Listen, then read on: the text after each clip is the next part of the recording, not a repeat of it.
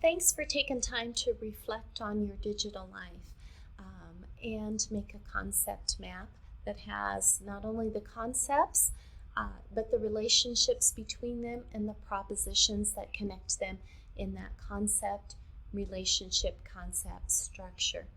When you're all done with your concept map, the tool that you chose might have a few different options. In this tool, on the bottom left-hand corner, I have options to share, including I could get a link to share.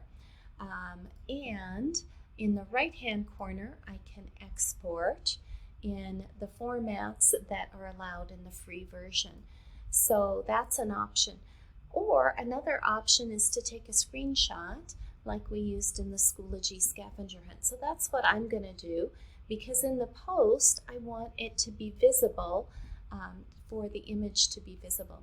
So when I make my post, in the bottom left-hand corner is a link button that allows me to upload a file. I saved it on my desktop and it's called my Digital Life Concept Map. So I'm going to open that and add it. Then in the post, I'm going to reflect. I want to compare. Well, before you do that, tell me what tool you used and would you recommend that tool to a colleague who's going to be using it in their classroom. Tell us why or why not.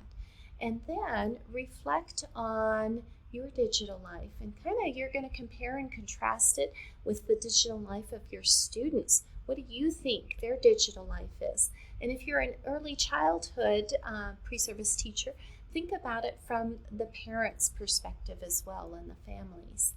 What are the similarities and differences you see and can think about, and how will these similarities and differences impact how you teach?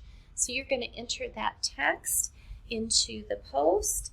I'm going to just enter some text to show this demo and hit post. And when you're posted, your text will show as well as the image.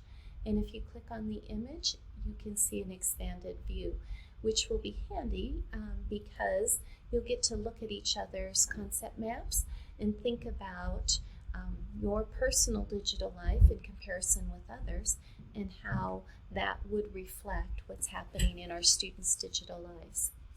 Thanks for getting this EPR done, and I look forward to seeing you back in class.